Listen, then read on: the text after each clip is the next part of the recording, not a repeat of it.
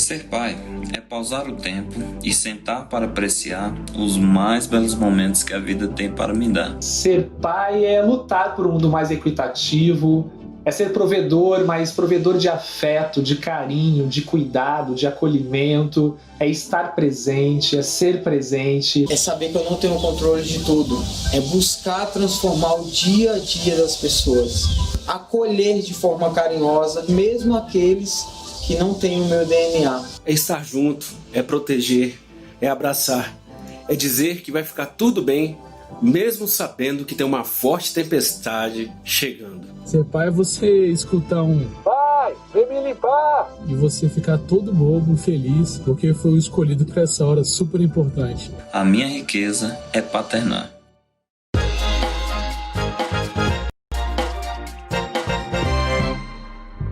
CNN Tonight no ar, em clima de Dia dos Pais. A gente começou ali com depoimentos super importantes de pessoas que toparam dividir com a gente um pouquinho aqui dessas histórias. O Marcelo, o Thiago, o Marcos, o Esdras e o Dudu. Obrigada por contribuírem aqui com esse programa de hoje, que vai discutir paternidade, como a figura do pai evoluiu ao longo dos anos e mais, o que significa ser um bom pai hoje em dia, Carnal?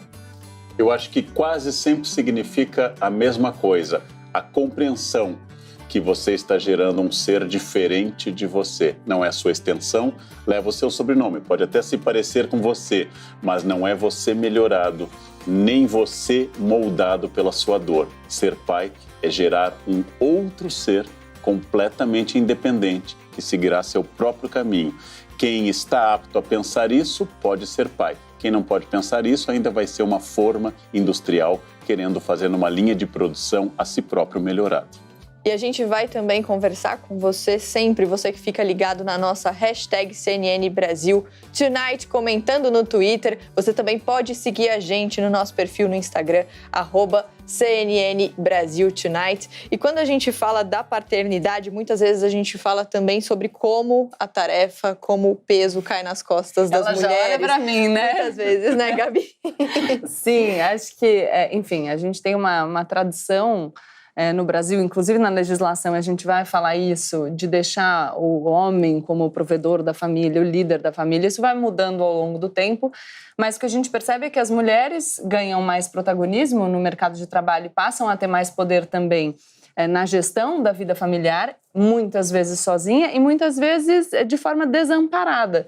Então, o que aconteceu foi, a gente não foi compartilhando obrigações, a gente, na verdade, foi acumulando obrigações. A obrigação no mercado de trabalho é a obrigação de cuidar da família, tem muitas mulheres que cuidam das famílias sozinhas, e a gente precisa prestar atenção, porque às vezes essa imagem da mulher como super-heroína, né, é ruim para as mulheres, porque na verdade a mulher não quer ter que suportar todas essas dores e ter uma vida de pesar. A gente quer existir compartilhando as responsabilidades com os homens. Então, que a paternidade e que o efetivo exercício saudável da paternidade pelos homens não seja considerado algo uau, diferente. Tem que ser o normal.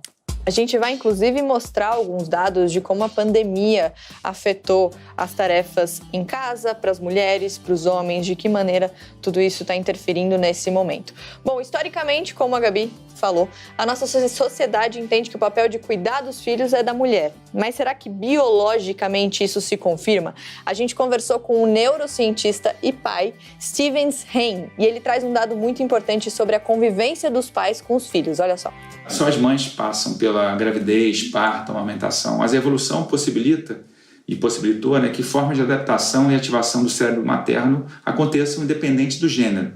Não tem uma relação entre orientação sexual e cuidado dos filhos. Não tem a ver com masculinidade ou falta dela, mas com o tempo de convivência. Quer dizer, pais engajados no cuidado dos seus filhos transformam seus cérebros, que passam a ativar áreas consideradas originalmente como maternas, relacionadas a maior vigilância, empatia, motivação e emoção.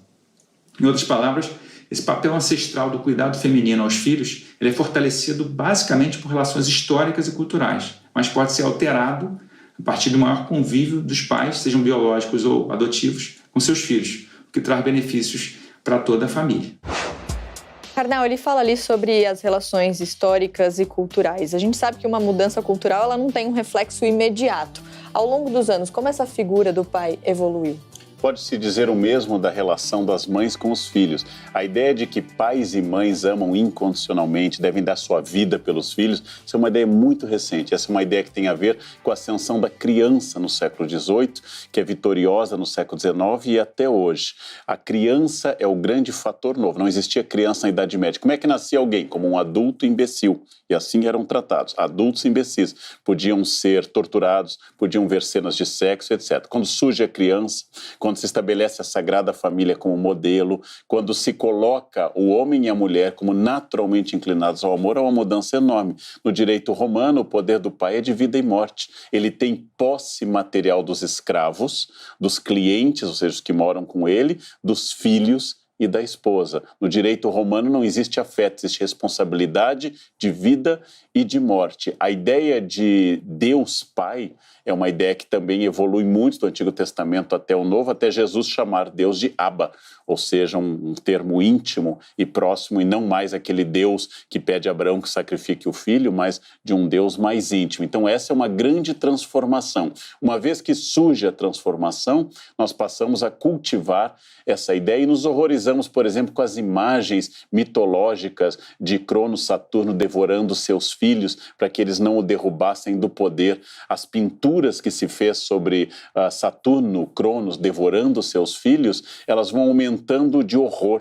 Por exemplo, no mundo grego é simplesmente um homem comendo. Essa que nós estamos vendo é de Goya, ou atribuída a Goya. Nós hoje temos uma dúvida, talvez seja de um aluno dele. Ela é horrorosa porque já é a vitória da criança e do pai. Um filho sendo comido pelo pai é o horror do canibalismo e da inversão da natureza. Mas até chegar essa gravura, antes era natural. Cronos pede à esposa que sirva seu filho e ela lhe dá seu filho. Não? Essa é uma grande mudança, mas ela é real hoje em dia. Não? Horrorosa essa imagem, Sim. né? A gente vendo ali um pouquinho de... Não vá sonhar. Não. Mas o que a gente sabe é que essas influências patriarcais, machistas, elas ainda têm muita força hoje em dia, né? E aí a gente vê o depoimento desses homens, desses pais que estão tentando, de certa maneira, questionar isso e se tornarem mais participativos, né, na criação dos filhos. Isso é ótimo, é um movimento muito positivo, não só para as crianças, mas também para esses homens e para que nós tenhamos futuras gerações que já são criadas com essa visão de que o pai e a mãe devem compartilhar as responsabilidades sobre a família. Quando o Karnal traz a história do direito romano, a gente pensa que o nosso direito se inspira no direito romano, então a gente tem a tradição do pater familias com muito poder, mas tradicionalmente, embora fosse o homem o detentor do poder da família, o cuidado era todo despejado sobre a mãe, então essa responsabilidade. E aí a gente começa a partilhar, então ambos partilham o poder, ambos também têm que partilhar o cuidado, né? Para que, de novo, a gente não tenha as mulheres sobrecarregadas. E esse trabalho da mãe, desse cuidado, muitas vezes é um trabalho invisível, né? Que muitas pessoas não valorizam. Fundamental para uma sociedade se desenvolver com qualidade. Então, é um assunto que a gente precisa discutir, que tem relação, por exemplo, com a questão da licença maternidade. Então, você tem... agora, a gente está interpretando o papel da paternidade de forma diferente, mas a gente não tem ainda uma legislação que acompanha, porque aqui no Brasil a gente só tem a licença maternidade para as mulheres, embora, claro, tenhamos uma licença paternidade de 5 dias, que pode ser ampliada para 20 dias de forma opcional por determinadas empresas que fazem essa opção, e a gente tem também decisões judiciais, principalmente quando a gente fala de uniões homoafetivas, e aí você tem a concessão da licença e do salário, nesse caso paternidade ou maternidade, enfim, dependendo da configuração da família, mas por decisões judiciais a despeito da falta de previsão legal. E você tem algumas empresas também aplicando essa licença, mas a gente precisa começar a compreender que o formato de família mudou e o direito precisa dar conta de tutelar essas novas relações. É normal, né, que a sociedade vá mudando e o direito demore um tempo para acompanhar, mas a gente precisa trabalhar nisso. Existem vários projetos em andamento no Congresso Nacional, mas por enquanto a gente só tem essa possibilidade de ampliar de 5 para 20 dias. A gente vai ouvir agora o Leandro Ziotto. Ele se define como pai afetivo do Vini. O Vini tem 11 anos, ou seja, o Vini não é filho biológico dele, é filho de uma relação anterior da ex-mulher do Leandro. Bom, depois que ele conheceu a paternidade, ele fundou a plataforma For Daddy, que fala sobre parentalidade e masculinidade. O que é ser pai para ele? Olha só. Ser pai como ser homem é uma construção social. E como vivemos numa sociedade machista, temos sobrecarregado as mulheres fisicamente, emocionalmente, mentalmente desse papel de cuidar de um outro ser humano. E temos afastado os homens desse papel de exercer uma paternidade ativa, cuidadora e participativa. Esse papel que é super importante, por isso a gente recebe no estúdio hoje para ajudar a gente a falar sobre paternidade. A gente está com a psicanalista e doutora em psicologia, Vera Iaconelli. Vera, obrigada pela sua participação. A Vera que já participou do Mundo Pós-Pandemia com a gente para falar sobre mães. Então agora a gente está aqui para falar sobre pais. A gente fez quase uma terapia com a Vera, Eu falei que a Vera vai chegar aqui. Quando ela vier de novo na CNN, ela vai perguntar, gente, vamos lá, eu de novo vou ter que compreender assim, as questões familiares dos apresentadores. Como vai ser? Vai ser uma terapia conjunta? A gente dividindo um pouquinho o nosso coração com a Vera. Vera, obrigada por estar aqui com a gente para falar. Eu que agradeço novamente o convite. Só quero saber se vai rolar DR ou vai ser só um papo mesmo. Não, é super um papo. A gente aqui super se dá bem. Fale por você, Marivaldo. Semana começando. Será que não tem um minuto de paz, carnal? Você tá vendo? Eu acho que é quase que uma sina. Quando você encontra um médico, você começa a falar de doença. Encontra uma psicóloga, um psicanalista, começa a falar dos seus dramas. Encontra um historiador como eu, a pessoa pergunta, na escola eu estudei o assassinato de Júlio César. Não é necessário, diante de cada profissional, você trazer seu universo de dores ou de conhecimentos, né? Pode tratar como se fosse um ser humano normal, né? Mas aqui ela está pela competência profissional. Ela não vai ser chamada de novo no dia da criança, por exemplo, para falar sobre filho. Ô Vera, eu tenho muita coisa para conversar com você, tenho certeza que a Gabi e o Karnal também, mas a gente tá com uma tarja na nossa tela agora, que é: o que é ser um bom pai? Já te jogo essa pergunta. Nossa Dá para definir assim, desse jeito? Olha, ser um bom pai é assumir uma responsabilidade impossível, né? De arcar com um peso enorme e se propor a tentar garantir o que não é possível garantir. Um cuidado ao longo de toda a vida, né? Que permita que alguém, como acho que o Karnal trouxe maravilhosamente, que alguém seja diferente de você, não é criar um mini-me, mas é criar alguém que possa até te contrariar as expectativas e que tenha autonomia para existir muito além de você, porque é um projeto para além da nossa vida, né? Não é um projeto que eu vou ver o final. As crianças devem viver muito mais que os pais, né? Então, é um projeto para além da tua existência. Eu não sei se tem algo similar a isso que a gente possa imaginar. Então, é uma responsabilidade impossível, né? E a gente vê, inclusive, nas entrevistas que a gente fez, o que mostrou agora, que é a do Leandro, falando que os homens têm sobrecarregado as mulheres fisicamente, emocionalmente, mentalmente, desse papel de cuidar de um outro ser humano. Então, o papel das mulheres, ele é muito, muito grande, ele é muito intenso na criação dos filhos e cada vez mais a gente vê um movimento, a gente espera, né? Um movimento maior desses pais tentando participar disso de certa maneira. Olha, se fosse só os filhos, né? Mas as mulheres se incumbem dos maridos, dos sogros, das sogras, dos pais delas, dos irmãos, né? Esse lugar de cuidado, e eu acho que o canal também traz historicamente a importância de marcar ali no século XVIII uma virada. A mulher, ela virou a cuidadora. E ela tem todo esse trabalho invisível, que não é remunerado, que é o trabalho doméstico, e de cuidar das pessoas que adoecem numa família. Então, é uma sobrecarga gigantesca, não é só dos filhos. Acho que dos filhos A diferença é que filhos, às vezes, obedecem, especialmente quando são muito pequenos. Marido, sogra, sogro, irmão são um pouquinho mais difíceis, né? Mas eu acho que é preciso definir família como um espaço de amor e de proteção e perder modelos que não existem mais demograficamente. O IBGE já demonstrou que a maioria dos lares já são monoparentais.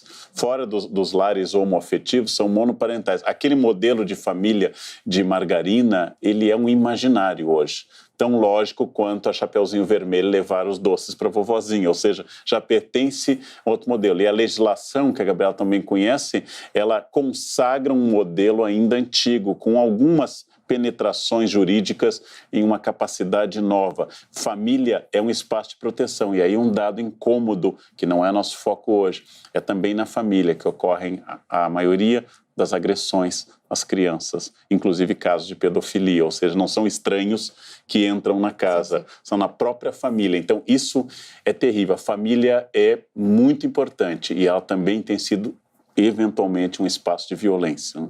O Karnal trouxe o dado do IBGE falando das famílias monoparentais e a liderança das famílias que, enfim, só ou o pai ou a mãe cuidando das crianças, mais de 87% dos casos é liderança feminina. Então, como a mulher é sobrecarregada. E aí eu queria fazer uma pergunta para a Vera, e se eu bem me lembro, a gente chegou a falar disso na nossa entrevista no Mundo Pós-Pandemia, mas, como o Karnal bem disse, essa alteração na concepção da família, portanto, do papel da mulher na família, a troca da expressão pátrio poder por poder familiar, vem na esteira de uma doutrina de proteção integral da infância. Então, a gente está preocupado com a criança. Mas, se a gente inverte a perspectiva, a gente vai começar a perceber que, para o homem também, exercer a paternidade de uma maneira mais abrangente, dividir as responsabilidades não só com as crianças, mas com toda a questão doméstica com as mulheres, vai melhorar a vida deles, a existência deles vai ser melhor. Então, por exemplo, o relacionamento com a parceira tende a melhorar se a mulher não fica sobrecarregada. Então, também sob essa perspectiva, a gente entende que o exercício mais efetivo da paternidade é melhor. Não só... Certamente. Quer dizer, quando a gente está falando de violência, a gente está falando ali de um sintoma muito grave, de uma coisa que não está dando certo no formato atual. E os homens sofrem muito também, porque você precisar partir para a violência, que já tem todo um mal-estar anterior que não foi nomeado, que não foi direcionado para outra coisa. Quando a gente pensa numa nova paternidade, a gente está falando de uma nova masculinidade, porque você tem que quebrar um paradigma de achar que o homem / pai é o cara que chega no final do dia para bater na criança porque ela aprontou um monte de coisas, a mãe contabilizou e ele chega para ser temido, para vir para a violência mesmo, né? Na medida em que os pais começam a se posicionar de uma outra forma e os divórcios entram muito aí, porque os pais não cuidavam até que no divórcio tem que ficar com a criança um fim de semana, vários dias, enfim, aí começa a cuidar. Eles começam a perceber que eles também estão perdendo a parte boa da parentalidade, que é a possibilidade de estar com a criança nos momentos bons, porque ele só chegava para prover, para dar bronca, as crianças tinham medo. Então, e outra coisa, para completar, né, essa ideia, cria um terrível ressentimento dentro da família, porque, é claro, as crianças odeiam esse pai, né? Não que tenha pais não odiados e mães não odiadas, faz parte do pacote da ambivalência humana, mas tem um ressentimento desta mulher, quer dizer, o casamento fica um lixo, a relação parental fica um lixo, e ninguém tem nada a ganhar com isso, né? Só para pegar um recorte, era muito interessante, quando eu era criança em um colégio católico interiorano, tinha uma pessoa, filha de pais separados na turma, e a coitada, tudo que ela não aprendia, as professoras diziam também, né, pais separados, como é que ela vai aprender progressão aritmética, progressão geométrica? Aí, quando eu me tornei professor do ensino médio, já era metade, e às vezes era a maioria, e hoje as crianças que têm duas casas têm uma habilidade política, jogam um pai contra o outro, tem uma desenvoltura que eu acho extraordinária, e a coitada que os pais nunca se separaram, que está ali sempre no mesmo, é tão interessante, porque na minha época, filho de pais desquitados, vocês nem imaginam que seja isso, né? Desquite, filho de pai desquitado, as pessoas não frequentavam a casa, porque era um mau exemplo, né? Desquitado. Eu acho muito importante que o Karnal traga essa referência, porque a gente hoje lida com preconceito em relação a outras formas de família, e quando a gente vê que isso já existiu em relação aos casais separados, a gente percebe como o preconceito ele pode ser destruído. Ele não é algo natural, ele tem a ver com convicções criadas, tem a ver com o nosso caldo de cultura, e a gente inventa o preconceito, a gente pode destruir o preconceito. Então, se antigamente essa criança que estudava com o Karnal sofria muito preconceito por ser filha de pais separados, hoje em dia as crianças que sofrem esse tipo de preconceito porque fazem parte de famílias que não seguem aquele modelo hegemônico, né? Então, famílias de formatos diversos, essas crianças não necessariamente precisam passar por isso. Então, a gente pode atuar para melhorar a vida dessas pessoas. A Gabi falou sobre como a paternidade pode ajudar a relação do próprio pai com a criança, do próprio pai com a mãe, mas também tem um fator social super importante, né, que a paternidade tem, que é para discutir gênero, desigualdade, até o papel da mulher no mercado de trabalho, né, Vera, também. É claro, porque a conta não fecha, né? Como é que a mulher vai trabalhar? Vai ser provedora, de igual para igual com o homem. A gente sabe que hoje, numa separação, a mulher pode ter ela que pagar a pensão para o homem, isso é uma possibilidade, né? E, ao mesmo tempo, continuar com essa incumbência a mais, que é desse cuidado generalizado, que eu não diria que é só das crianças, é um cuidado generalizado da casa, por exemplo. Na pandemia, a gente viu, caiu o serviço doméstico, né? Apareceu esse trabalho que é caríssima e que a gente acaba deixando só para as mulheres, né? Então, eu acho que sim, eu acho que a gente está vivendo exatamente essa possibilidade de rever essa posição e estabelecer um novo homem / novo pai e uma nova possibilidade da mulher estar no mundo profissional sem se sentir eternamente culpada, ou porque ela não consegue adiantar na carreira dela porque ela preferiu ter filhos, ou que ela não consegue estar com os filhos porque ela bancou a carreira dela. Quer dizer, nunca ela está satisfeita e nunca ela está bem com ela mesma, né? Agora, pensando pelo lado dos filhos, qual é o impacto na cabeça de uma criança que cresce sabendo, de certa maneira, que foi abandonada pelo pai? Porque quando a gente fala de abandono, tem o abandono do pai que nega de fato o filho, mas tem aquele abandono que é, na teoria, o seu pai, mas na prática a gente sabe que não é bem assim. Mas qual é o impacto na evolução dessa criança?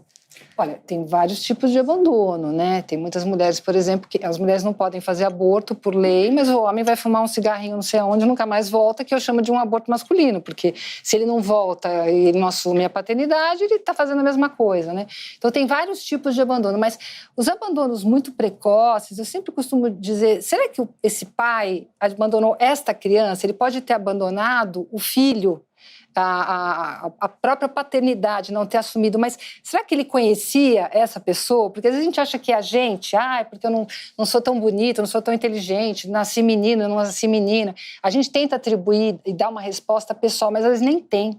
Às vezes não era nem por você, era mais uma questão de uma impossibilidade deste outro, né? Então, enfim, a gente acaba descobrindo aí o que ele faz com isso, né? Em outras palavras, os pais não devem fumar. Porque quando eles saem para fumar, causam esse problema. Esse é o conselho da Vera. O Drauzio Varela me mandou falar isso. A gente tem crime também, tá? De abandono material e de abandono intelectual, crimes previstos no Código Penal. Mas aí a Vera trouxe a questão do aborto, que é uma questão que tem sido muito discutida, né? E que tem bastante resistência à proposta de descriminalização do aborto. Mas é interessante a gente perceber como a gente conhece o crime de aborto. Mas eu não sei, você já tinha ouvido falar do crime de abandono material? É mais raro que as pessoas conheçam esse tipo penal, porque a gente lida com o abandono paterno com mais naturalidade. E aí uma coisa que a Vera falou, que é essa questão da culpa da mulher. Então, o homem, quando ele faz o mínimo pela criança, pelo filho, ele já é considerado um ótimo pai. E a mulher, se ela não é perfeita, ela é considerada uma falha da natureza, porque afinal você nasce para isso, você precisa fazer aquilo com perfeição. E isso é uma vida muito triste, né? É sufocante, né? Você tem que estar sempre ali, o tempo inteiro, que sufoca a gente em várias esferas, né? Exato. Bom, vamos continuar aqui na nossa discussão. A Vera vai ficar com a gente aqui no estúdio para ajudar a gente a falar sobre paternidade. Bom, a gente conversou também com o antropólogo Cirlei Vieira. Ele faz parte do Conselho Consultivo da campanha Eles por Elas, da ONU Mulheres. Ele também faz parte da coordenação do Instituto Papai. A gente perguntou para ele por que é importante falar sobre isso e também falar sobre o papel do pai na criação dos filhos. Olha só. É uma importância muito grande, porque mexe com a estrutura machista da nossa sociedade, mexe com a estrutura patriarcal, mexe com as configurações de lugares destinados a homens e mulheres, né, tidos como normais, e quebrando esses estereótipos, colocando que o normal é cuidar. Não importa a questão da sexualidade, não importa a questão se é homem ou mulher. As relações, elas igualitárias, elas compartilham esses cuidados de forma igual e equinâmine. Eu me pergunto muitas vezes se quem está mudando a paternidade, será que é uma herança do próprio feminismo que levantou essa discussão e que fez, de repente, os homens também entrarem nessa discussão de gênero? Olha, a hipótese que a gente está levantando não é só do feminismo, mas da própria questão da paternidade, o homem ter sido obrigado a cuidar desse filho pela primeira vez nos anos recentes e ter tido que criar ali condições que a masculinidade não dava, porque o homem viril é aquele que não se mete com sentimentos, que não se mete com... Eu brinco assim, a fralda para o homem tem criptonita, né? Se puser a mão ali, não sei o que vai acontecer. Então, esse cuidado implicou em se repensar enquanto homem, repensar o que a gente chama de virilidade, porque a virilidade tem estado associada com a violência, com o estar no mundo público. O mundo privado é o mundo das mulheres, quem cuida de casa é mulherzinha. Então, a gente teve que dar uma mudança na própria ideia de masculinidade, as coisas vão juntas. Então, o feminismo já vem falando isso há muito tempo, mas o que parece que teve uma grande diferença aí foi a própria paternidade. É interessante porque meus amigos que se dedicam assim até a escrever sobre os filhos, o Pianger escreveu Papai é Pop lá no Sul, um amigo, também meu amigo Marcos Mion escreve muito sobre seu filho, sobre paternidade, um pouco o que disse a Gabi, pai quando é bom dá entrevista, né? Ele dá entrevista, ele escreve livros, ele se torna famoso. Nossa, esse é um pai que troca a fralda. É boa a metáfora da Vera porque a criptonita atinge o Superman. Então, com o momento que o homem não consegue mais isso, e é interessante que onde nós fomos criados, eu fui criado assim, a não demonstrar dúvidas, se nós pegarmos um caso de fracasso paterno, que é o pai de Franz Kafka, um dos maiores escritores do século XX, né? Um fracasso, quer dizer, o pai dele foi um horror, criticou a noiva que ele levou para o pai conhecer, e ele escreve um documento pesadíssimo, Kafka. Ele escreve um documento chamado Carta ao Pai, que ele não teve coragem de enviar ao pai. Um homem tão genial, mas não teve coragem. E qual é a principal crítica na carta? Você nunca duvidava, você julgava todos. Da sua cadeira o imperador não era bom, os judeus de Praga não eram bons, a Europa não era boa, os católicos eram ruins, ninguém prestava. Onde o filho se ressente do pai perfeito, do Superman. Então, e nós estamos falando de agora, nós estamos falando de feminismo, estamos falando do Império Austro-Húngaro, estamos falando de uma realidade entre a Grande Guerra e a dissolução desse império após a guerra, ou seja, o que mais incomoda o filho é o pai perfeito. Isso dito por Kafka, não por mim, naturalmente. O pai perfeito é um pai terrível. O pai que falha talvez seja um pai bem melhor, mais humano, mais fácil de me relacionar e poupa dinheiro na psicanálise depois. Você não tem que vencer esse superego.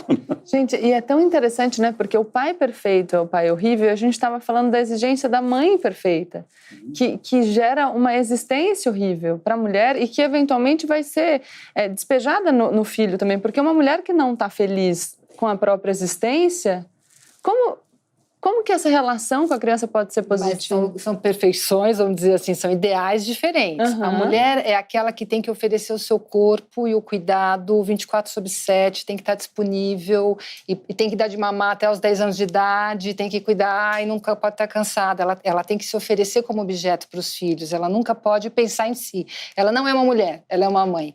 O pai é outro lugar. O pai ele não falha, ele não erra, ele não tem dúvidas, os afetos estão sob controle.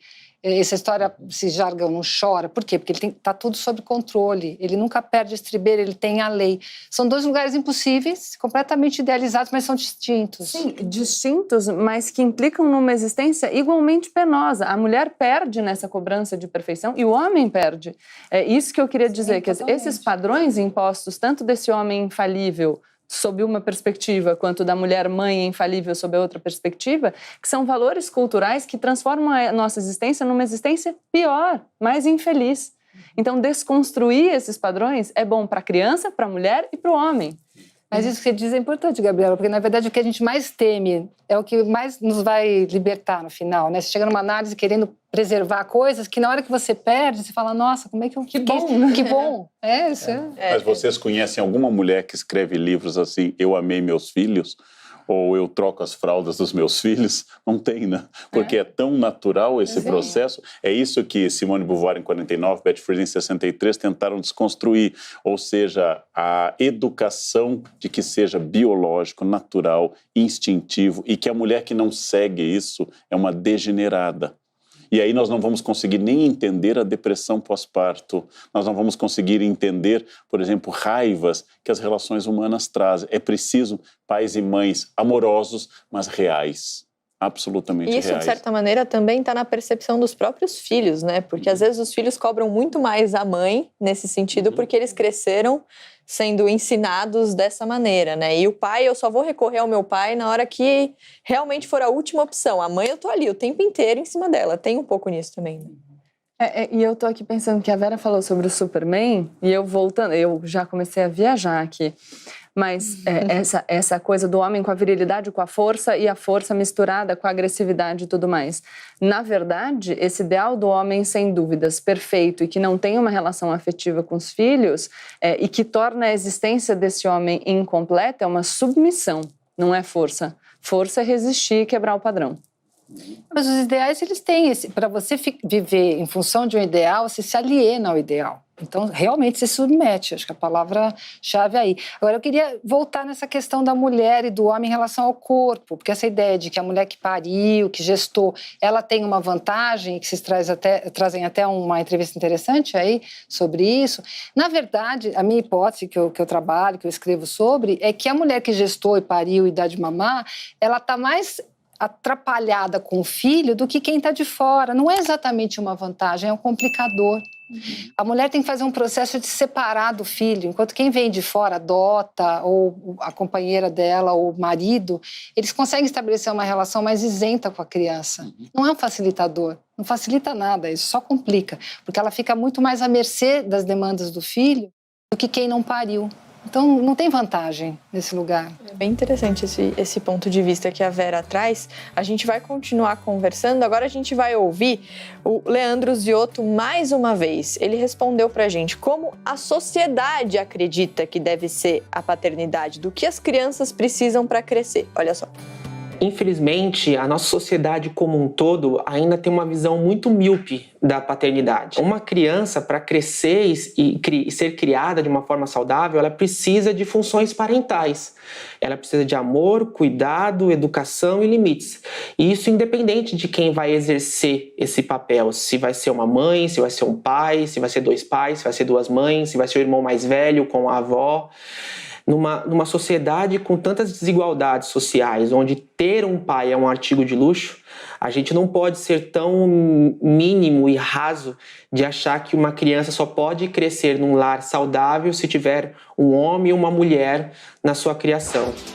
Nossa, é pesado quando ele fala, né, numa sociedade com tantas desigualdades sociais, onde ter pai é um artigo de luxo e que a gente tem que ampliar a nossa percepção do que é crescer de um jeito saudável, né? Eu acredito que nós temos que levar em conta, inclusive, a Gabriela certamente pode comentar melhor, dos milhões de brasileiros que na certidão de nascimento não têm identificado o pai, ou de todas as pessoas dessa possibilidade, vou entrar num campo lacaniano, que a identidade vinda do paterno, ela não precisa ser exercida por um homem, né?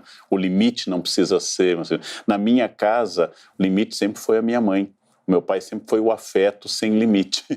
E a minha mãe sempre foi a regra inegociável, inclusive. Então, essa questão do masculino e do feminino, ela é sempre fruto de uma idealização que, na prática, ninguém teve, mas que eu continuo reforçando através de estereótipos que não são produtivos. Uma criança precisa de proteção, uma criança precisa de vacinas, uma criança precisa de alimentação, boa escola e muito cuidado. Quem vai dá-lo? Não? Isso é parte do imponderável. Inclusive, só vou mostrar os dados, Gabi, que o Karnal falou, porque a gente foi atrás justamente desses números. Quantas crianças não têm o nome do pai no registro de nascimento? A gente tem esses dados dos últimos anos da Associação Nacional dos Registradores de Pessoas Naturais. Então, em 2018, a gente tem 160 mil, um pouquinho mais de 160 mil. Em 2019, já passa de 170 mil. 2020, então, a gente tem até agora, crianças registradas até julho, quase 95 mil crianças sem o nome do pai no registro. Um crescimento constante, né? Que vai até o final do ano, seguindo essa proporção, 180 mil, pelo menos, um crescimento constante de um dado. Bom. E a forma como a gente só acaba falando desses dados, quando a gente está tratando da paternidade, a gente fala de ressignificação de paternidade, e aí é claro que a gente está falando ali de um dever de parentalidade, porque eu acho que isso talvez tenha que ficar importante. O Karnal falou da configuração da família dele, então como geralmente a figura do pai é associada à regra, na configuração familiar dele não era a mãe, e o pai era o afeto desmedido, então o que a gente precisa flexibilizar um pouco essas nossas caracterizações de gênero, né? E não se prender tanto ao papel do feminino e do masculino. porque eles não são papéis naturais, eles são papéis atribuídos também culturalmente. Então, quando a gente fala de paternidade, e o programa é para falar de paternidade, e o canal está falando isso, pode ser exercido, enfim, por qualquer pessoa que desempenha essa função. E a gente pode falar em união de casais do mesmo sexo, a gente vai ter ali figuras de parentalidade que não necessariamente seguem o masculino e o feminino. Então, a gente precisa de um pouco mais de fluidez para entender as relações. Um pai precisa figurar, a filiação precisa estar na certidão de nascimento, os pais precisam se responsabilizar por aquela criança como indivíduos, mas o exercício da paternidade não está vinculado a uma ideia de pai associada ao masculino, entende? Acho que isso precisa estar um pouquinho mais solto. Esse tema me é muito caro, a questão da parentalidade, pensada como uma geração, o que uma geração precisa promover para que uma outra geração advenha. Então, isso não é pensado só na relação mãe-filho, pais e filhos, mas o que o Estado tem que prover, né? O que a cultura tem que prover e quem que vão ser esses sujeitos que lá no final, na capilaridade, vão estar direto com o seu bebê. E aí, a diferença fundamental aqui, papel realmente muda. Quem que busca na escola, quem dá papinha, isso vai mudando. Mas a função que você também traz, Gabriela, a função, ela pode ser exercida por um sujeito só. Porque é claro que essa mãe que era durona também era babava em cima do canal, que a gente já sabe. E é claro que esse pai... Claro. Você conversou com o Caligares, meu terapeuta? Tem toda a cara de criança que foi muito bem cuidada. E é claro que esse pai que era todo afetivo também botava um limite, senão ia estragar pra caramba. Então, cada um tem que ter isso que a gente chama de função paterna e materna, até erroneamente, né? Porque não se trata de paterno e materno, mas essa função parental numa certa qualidade de afeto e de limite. E todos nós temos cara de que recebemos isso na proporção correta. Agora, papel a gente combina depois. Eu tive uma que também, a minha mãe desempenhou os dois, né? Porque eu fui criada só pela minha mãe. Meu pai morreu, eu era muito nova. Então, foi ela que... Sim, mas cada um, senão seria muito psicotizante. Cada um tem que poder exercer a parte afetiva, embora um fique de guarda ruim e o guarda bom, né? Podem brincar disso também. Agora, papel vai mudando ao longo das décadas, né? E gênero, então, é outro departamento. Porque não importa o gênero. Importa o gênero, desde que essas funções, né, de acolher e pôr limite, cuidar e todo o resto que tem que fazer, estejam contempladas. Desde que a criança receba tudo isso, né, da melhor maneira possível. Uma longa experiência com pais em escola. Eu gostava muito de reunião de pais, porque se eu tinha alguma birra com o aluno ao conhecer os pais, eu pensava até que ele não é tão ruim ao conhecer os pais, eu disse, até que esse aluno, coitadinho, conseguiu. Mas eu acho que a fórmula é dada por Santo Agostinho, que eu gosto muito das Confissões, que diz assim, bem, como é que eu vou saber se eu vou acertar ou errar? Não se preocupe. Ama e faz o que quiseres, né? E mesmo que você erre com amor. Porque eu acho que criar filhos, a Vera definiu como uma tarefa impossível. Ou seja, sempre vai ter fissura. Mas as crianças conseguem superar uma fissura dada pelo amor. Elas não conseguem superar fissuras dadas pelo descaso ou pela agressão. O amor excessivo ou o amor... Mas é amor. Ama e faz o que quiseres. Santo Agostinho, já que esse mês de agosto é o dia de Santo Agostinho. Karnal, você sabe que quando o Tonight está no ar, muita gente comenta no Twitter com a hashtag CNN Brasil Tonight. Muitas dessas mensagens são para você. Ah, que fofo. Muita gente Vamos testar agora se o meu ego está bem constituído, segundo a Vera opinou. Eu vou ler uma mensagem aqui da Jéssica, que a gente separou algumas mensagens que a gente recebe no Twitter para ler aqui no Tonight. Achei que estava louca, mas não. Realmente estou com crush no Karnal, socorro. O crush, o verbo e a palavra crush, né? To crush. ele ficou vermelho, constrangido. Não, eu vou fazer uma etimologia. Jéssica conseguiu que ninguém conseguiu nessa bancada. Jéssica e Caroline, que disse que o professor está conseguindo seduzir a Caroline. Karnal, você está com fã-clube. Não, isso é uma questão de projeção na autoridade. Isso é comum, né? Você olha para o professor, você olha para o guarda. Isso já é um pouquinho mais village people. Você olha para as autoridades, né? O índio, o guarda, etc. Ele tá com vergonha. Né? Eu achei. Encabulado. Você tá parecendo a gente num programa sobre sexo. Não, você tava séria. Mas muito obrigado a ambas. E eu tenho um excelente oftalmo para as duas. Eu tenho um excelente. Dr. Marcelo Cunha, eu recomendo, há anos ele me trata. Bom, a gente vai ler alguns comentários que vocês mandam no Twitter, na nossa hashtag CNN Brasil Tonight. Lembrando que, além dos comentários no Twitter, a gente também tem o nosso perfil no Instagram, @CNN Brasil Tonight. É só apontar a câmera do teu celular para o QR Code na tela, ali, e você vai direto para a tela do nosso perfil no Instagram. Não, é que, ó, ele explica tá pra ali, Vera. tá vendo? Sim, já vi. Aí fica do lado da Vera o QR Code. Bom, gente, vamos voltar para a nossa discussão aqui sobre paternidade. Quando a gente fala de instinto materno, a gente pensa em algo exclusivo das mães, né? Pode ser que não seja exatamente assim. A gente vai ouvir mais um trecho da entrevista com o neurocientista Steven Hain. Olha só. Só que a gente acha que esse instinto materno ele é exclusivamente feminino e mais, que ele é imutável. Só que pesquisas sobre a neurobiologia da paternidade indicam que o cérebro, na verdade, ele é bastante maleável. E essa maleabilidade depende dessa relação e convívio com os filhos, né? O cérebro paterno se modifica. Isso a gente chama de neuroplasticidade, essa alteração no cérebro. E ele se modifica conforme a gente aumenta o envolvimento e o cuidado com os filhos. O cérebro do pai pode se transformar, inclusive, num cérebro de mãe, que só depende do tempo de convivência e de atenção às crianças. Isso é muito bom, né? Na sociedade contemporânea que a gente vive, há diferentes organizações familiares, incluindo casais onde o pai é o cuidador principal. Além, claro, dos casais homoafetivos, onde 2 homens ou 2 mulheres cuidam de seus filhos. Curioso isso, né? O cérebro do pai pode se transformar num cérebro de mãe. É a linguagem, claro. Eu estudo a linguagem, porque ele está reconhecendo natureza. Ou seja, existe um cérebro de mãe e um cérebro de pai, que pode, pelo meio, ser transformado indiretamente na linguagem, está dizendo que a natureza do cérebro feminino é cuidar. O paterno pode ser transformado. Nós sabemos que neuroplasticidade é um pouco mais ampla do que isso, né? Mas é curioso. Bom, a gente vai ver agora um caso também de uma família muito especial que mandou também uma mensagem pra gente aqui, que ajudou a gente a construir aqui o Tonight de hoje. O arquiteto e empresário, o Rafael Sorrigoto, e o companheiro dele, o Luciano.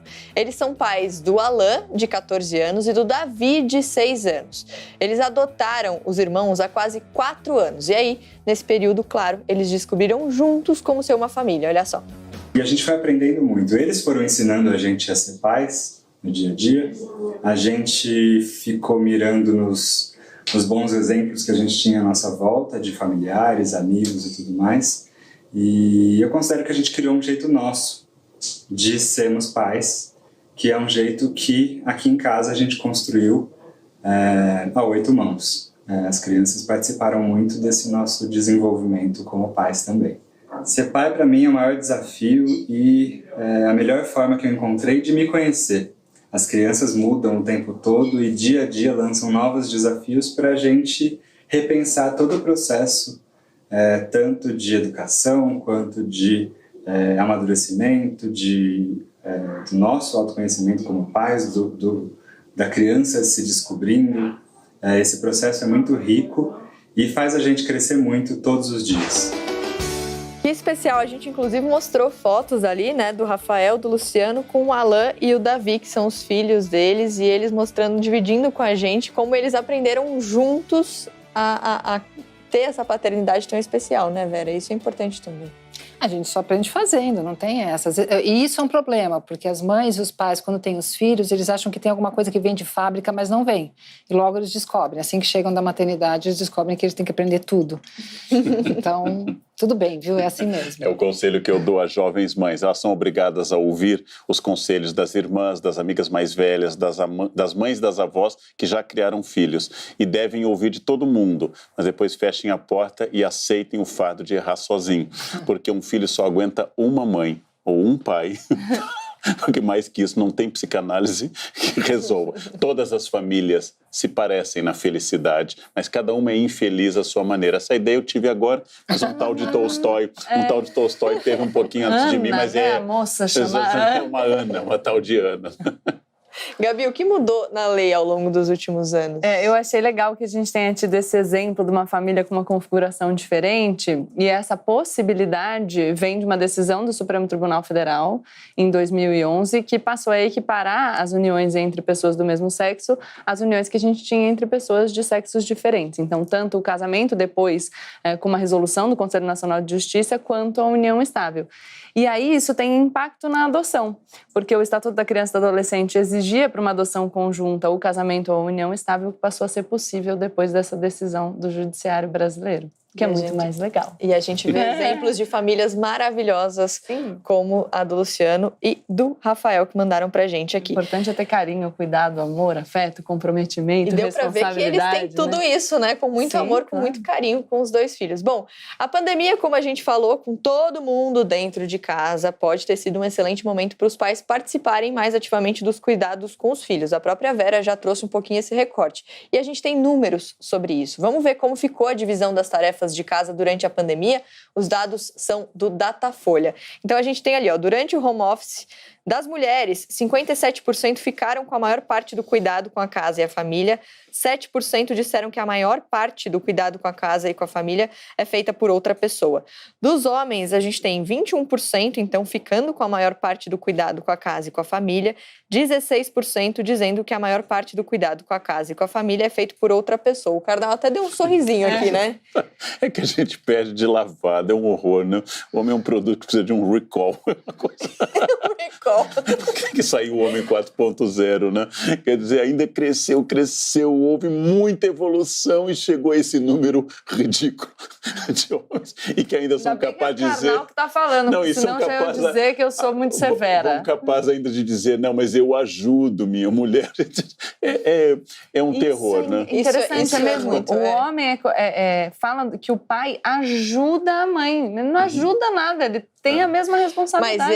Mas esse é um questionamento recente, né? Porque até alguns anos atrás, ajudar, as pessoas recebiam isso super bem, essa né? é uma frase do meu amigo Piangers, que passeando com a filha no parque, não sei se Porto Alegre, Florianópolis, onde ele pergunta, você tá de babá? Eu disse, não, estou de pai. É uma frase mais ou menos lógica, né? Eu não sou babá dos meus filhos, eu sou pai, ou eu sou mãe. É o famoso não faz mais do que obrigação, Vera? Mas assim, é uma mudança de mentalidade. Então, assim, eu acho legal a gente... denunciar, mas acho legal falar, gente, então agora vamos começar, em vez de ficar... Conseguimos 21%, né? Que bom! Esses homens muito provavelmente vêm dessa lógica, incorporaram esses valores. Essas então, mulheres também, Sim, essas mulheres também, que têm muita dificuldade de abrir mão de um certo lugar de poder, porque ainda está muito associado a ser mulher, a ser mãe, ser provedora. Então, é um pouco aquele jogo que a gente até já trouxe em outra ocasião, que é o homem que era o provedor, abrir mão de ser o provedor, e a mulher começar a ser provedora também. Hoje em dia o homem fala, graças a Deus que você também ganha dinheiro, mas antigamente ele podia se sentir ameaçado, alguns ainda se sentem. Mas no mesmo jogo com as mulheres, os homens se sentirem potentes como pais, as mulheres não se sentirem potentes porque tem que dividir, o que vai ser da forma dele, de repente ele faz do jeito dele, dá miojo, não há papinha, né? E você, tudo bem, tá ótimo o miojo. Aumenta a defesa. Comida feita pelo pai geral aumenta a defesa do organismo contra... A Vera fala, eu acho isso muito relevante no discurso da Vera, como ela disse que as mulheres têm que também se preparar para abrir mão desse espaço em que elas estão sobrecarregadas, porque muitas vezes a mulher não deixa, então o pai vai tentar ali fazer de alguma maneira, não, tudo está errado, tudo eu sei fazer melhor, e de alguma maneira isso é um exercício da vaidade, né? Então só eu sei fazer direito. É um valor social muito importante, ainda é para muitas mulheres, só que é um tiro no pé, né? Tem mais um recorte da pesquisa do Datafolha para a gente mostrar sobre a divisão das tarefas de casa durante a pandemia. Vamos ver, olha lá. Mulheres, 36% dividiram igualmente a responsabilidade pelo cuidado com a casa e com a família. Dos homens, 63% dividiram igualmente a responsabilidade pelo cuidado com a casa e com a família. Então a gente tem aí dados não muito surpreendentes, né, nesse sentido, né?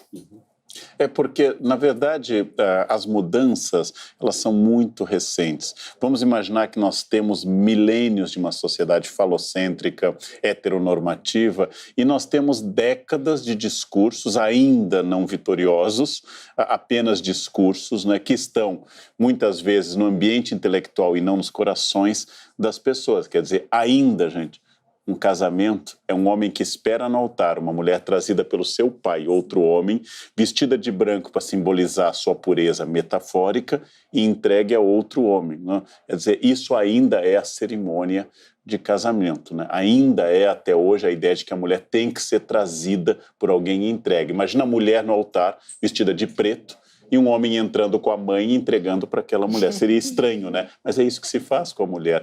Agora, os homens, nós, vou usar aqui uma silepse, os homens, nós estamos perdidos.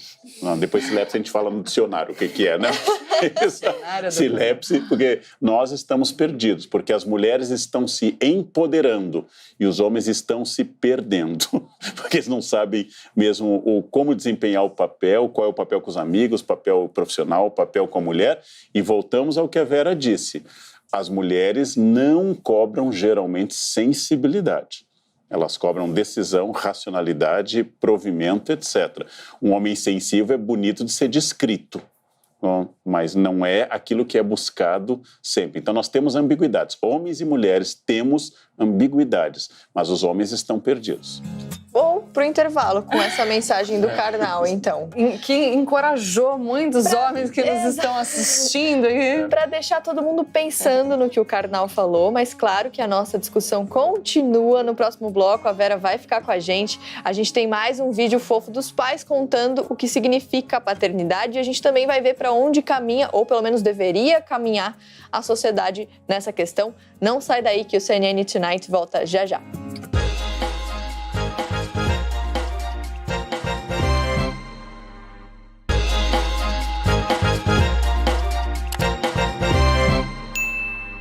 Ser pai, para mim, é a jornada mais transformadora da minha vida. O que eu aprendi em 8 anos, sem a paternidade, acredito que levaria 80 anos para aprender. Ser pai é renascer. Um novo indivíduo surge quando os filhos nascem.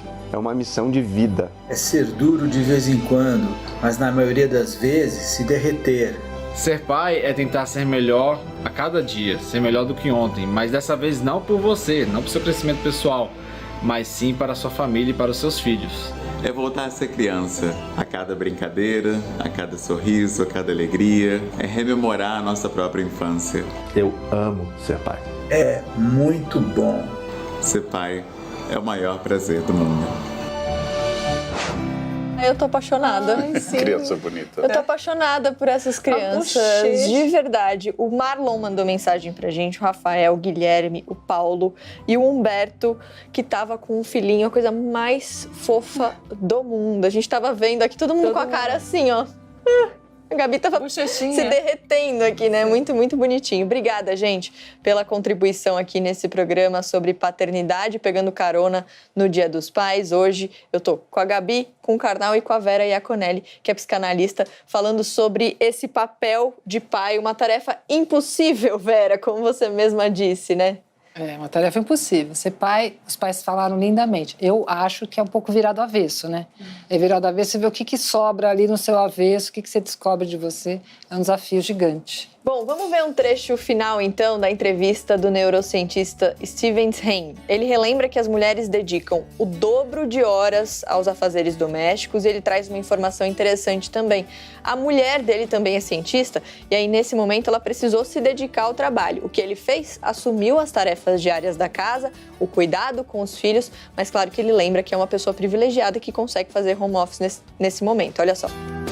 Bom, não há nenhuma característica inata que faça com que os filhos sejam naturalmente mais dependentes das mães. Esses papéis e comportamentos sociais estão muito mais associados ao que a gente define como masculino e feminino e têm raízes históricas e culturais em uma sociedade que é machista e patriarcal. Quer dizer, nesse sentido, as mulheres dedicam o dobro de horas a afazeres domésticos, né? E essa relação ela foi herdada de organizações sociais ancestrais e tribais, que na maior parte do mundo não existem mais, né? Quer dizer, dito isso, é muito mais conveniente e prático para os homens, acostumados com essa situação, a tentar mantê-la assim, né? É uma relação naturalizada de dependência e dominação, com reflexo na maneira como a gente pensa ou acha que pensa. Ele diz que é conveniente e prático para os homens acostumados com essa situação a tentar manter a situação dessa maneira. Não se fala, né, que o homem tem uma jornada dupla, uma jornada tripla. Para as mulheres, a gente fala muito isso. É natural para as mulheres. E é triste isso, né, Vera? Porque no fim quem sofre mesmo são as relações familiares, né? Você vai ver um descontentamento geral que vai descambar para violência, você vai vendo a mulher se sentindo desvalorizada, o homem também ele não entende, ele acha que ele está fazendo, que ele está ajudando, mas eu ajudo tanto e ela me trata tão mal. Quer dizer, tem um desencontro aí, uma falta de diálogo, de expectativas, né? O homem pode fazer um monte de coisas, mas quem fica gerindo o que tem que ser feito é a mulher, que é a carga mental. Então, acho que é uma hora da gente sentar e conversar sobre expectativas, sobre projetos, né? É hora dos homens ouvirem, Carnal? Eu acho que todos precisamos ouvir, porque não há modelo, né? Não há caminho, não existe uma essência, como lembraria Sartre, existe uma existência. Eu acho que esse é o lema do existencialismo sartreano e que eu gosto muito. Vocês preferem a poesia do Gibran? Teus filhos não são teus filhos, são filhos da vida por si mesma. A ânsia da vida por si mesma, né? Se eu entender que eu não crio meus filhos para minha glória ou para minha mímesis, para minha reprodução, eu já comecei a poder errar menos. Vai errar, mas vai errar menos e não imaginar que os filhos pertencem a você. Os filhos pertencem à ânsia da vida por si mesma. Tem uma questão de você tentar não ser egoísta nesse sentido. Inclusive, na fala do Paulo, que começou aqui o segundo bloco do Tonight, ele disse que ser pai é tentar ser melhor a cada dia, mas dessa vez não por você, né? Pelo outro. Eu, enfim, acho que eu tenho duas observações para fazer. Uma primeira é a importância da gente, já que a gente falou de romper com padrões do que se espera das pessoas, entender que ninguém precisa ter filhos, né? Uma existência plena não exige necessariamente que você tenha filhos. Então, ter filho tem que ser uma escolha consciente, não uma submissão a algo que você acha que o mundo espera de você. Pensa, se você quiser se comprometer com esse projeto, aí você decide conscientemente ter filho. E pensar na paternidade como uma forma de prover um ambiente para que aquela pessoa se desenvolva na sua individualidade tem um impacto também, algo que a gente não falou, mas que é muito relevante, que é em não transferir para a criança e para a relação com o outro pai, ou com a mãe, ou com o pai, uma briga do casal, que é a questão da alienação parental. Eu sempre digo que eu não pude conviver com meu pai porque ele faleceu cedo. E quando eu encontro uma amiga, por exemplo, que está num processo de separação, de divórcio, que diz, ele vai ver quando que ele vai encontrar com o filho dele de novo, eu sempre digo assim, eu não pude conviver com meu pai porque uma contingência da vida não me permitiu. Se eu soubesse que a minha mãe me privou dessa convivência, eu jamais a perdoaria. Então, a gente ter consciência de que a relação dos nossos filhos com um outro genitor, com outro pai socioafetivo, enfim, é uma relação deles. Então, que nem tudo que é do meu filho, a vida do meu filho não me pertence, ele tem uma existência individual.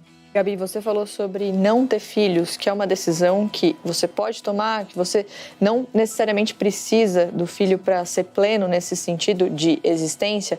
E a gente vai ver agora mais um trecho da entrevista que a gente fez com o Leandro Ziotto, que vai bem nesse sentido, né? Como a sociedade deve seguir agora nessa questão. Olha só. A gente precisa caminhar, na verdade, para uma sociedade que seja mais parental. E uma sociedade parental não é uma sociedade onde todos são obrigados a ser pais, ser mães, porque eu acho que ninguém deve ser obrigado a ser isso. Mas uma sociedade parental é uma sociedade que saberá cuidar dos seus próprios filhos, dos filhos dos outros e dos filhos de ninguém. Uma sociedade que será cuidadora. Acredito que se caminharmos para uma sociedade que saberá cuidar de si e dos outros, a gente consegue ser uma sociedade mais justa, pacífica e, quem sabe, economicamente sustentável. Leandro, obrigada por trazer uma frase tão forte, tão importante aqui no encerramento do nosso programa hoje sobre paternidade. Eu vou até repetir, uma sociedade parental é uma sociedade que saberá cuidar dos seus próprios filhos, dos filhos dos outros e dos filhos de ninguém. Vera, então uma última mensagem pra gente agora. Isso supõe uma sociedade que se pensa em termos coletivos, que não é exatamente pro lado que a gente está indo. Eu tenho uma aposta de que a parentalidade vai nos obrigar a pensar a sociedade como um todo e começar a pensar o bem comum, porque senão a gente não vai ter que fazer com essa geração que está vindo. Se nós evoluirmos muito e avançarmos muito, nós descobriremos exatamente o que os grupos indígenas sempre fizeram. Os filhos da tribo pertencem a todos. As crianças são responsabilidade de todos, ainda que juridicamente possa ser individualizado isso. A criança é uma responsabilidade coletiva, do Estado, inclusive, e das famílias, e dos pais, e dos amigos, dos vizinhos, dos tios, dos padrinhos, de todo mundo. Eu acho interessante porque toda vez que a gente provoca as pessoas para que elas pensem na sua responsabilidade com o outro, as pessoas entendem nesse sentido de, mas eu não vou poder olhar para mim, mas na verdade você é o outro. A gente é parte de um mesmo todo, então a preocupação com o coletivo é a nossa preocupação com a gente mesmo também. Gente, então o nosso CNN Tonight vai caminhando para o fim aqui. Lembrando que você comenta sempre com a gente na nossa hashtag CNN Brasil Tonight. Comentários no Twitter que a gente bem tem aqui, para ler durante o programa. Tem também o nosso perfil no Instagram, @CNN Brasil Tonight, que você confere tudo o que acontece aqui nos bastidores também. É só apontar a câmera do teu celular pro QR Code que tá aí na tela. Olha a Vera! E mais rápido. Já aprendeu tudo, maravilhoso. Agora, se o Carnal estava falando que os homens estão perdidos, a Vera acabou de demonstrar praticamente. Eu levo um tempo pensando. Boa, Vera, obrigada, viu, pela participação aqui com a gente. A Vera já mestre no QR Code ali. Esse programa muito especial aqui, pegando carona no Dia dos Pais. Feliz Dia dos Pais! A gente conversou bastante sobre o papel do pai, sobre a figura do pai ao longo dos anos, um questionamento que com certeza a gente vai fazer outras vezes aqui, e você sempre com a gente. É isso então, obrigada para você que ficou com a gente até o fim. Esta é a CNN Inconfundível.